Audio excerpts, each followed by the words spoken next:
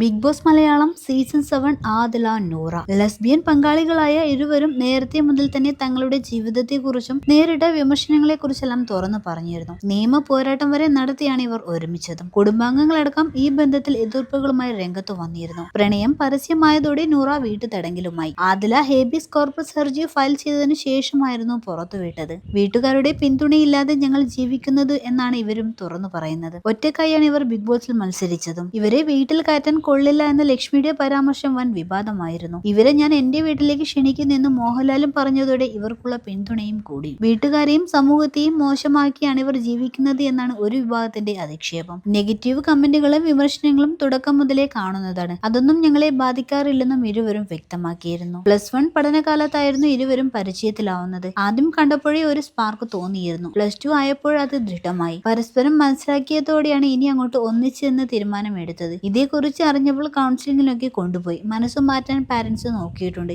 എന്നാൽ ഞങ്ങളുടെ തീരുമാനം ഉറച്ചതായിരുന്നു എന്നും ഇരുവരും പറയുന്നു. ബിഗ് ബോസിലെ അവസാന നിമിഷം വരെ പൊരുതിയാണ് ഇരുവരും ഷോയിൽ നിന്നത്. ഷോയിൽ നിന്നും പുറത്തു വന്നതിന് ശേഷമുള്ള വിശേഷങ്ങളാണ് ഇപ്പോൾ വൈറലായിക്കൊണ്ടിരിക്കുന്നത്. യൂട്യൂബ് ചാനലിലൂടെയാണ് ആദില വിശേഷങ്ങൾ പങ്കുവച്ചത്. നൂറയുടെ ബർത്ത്ഡേ ഗംഭീരമാക്കിയതിന്റെ വിശേഷങ്ങൾ നേരത്തെ തന്നെ വൈറലായിരുന്നു. നൂറയ്ക്ക് സർപ്രൈസ് സമ്മാനം വാങ്ങിയതിനെ കുറിച്ചായിരുന്നു പുതിയ വ്ലോഗ്. ഞാൻ എന്തെങ്കിലും സർപ്രൈസ് പ്ലാൻ ചെയ്താലും അവൾക്ക് മനസ്സിലാകും എന്താണ് അവൾ കണ്ടുപിടിക്കും.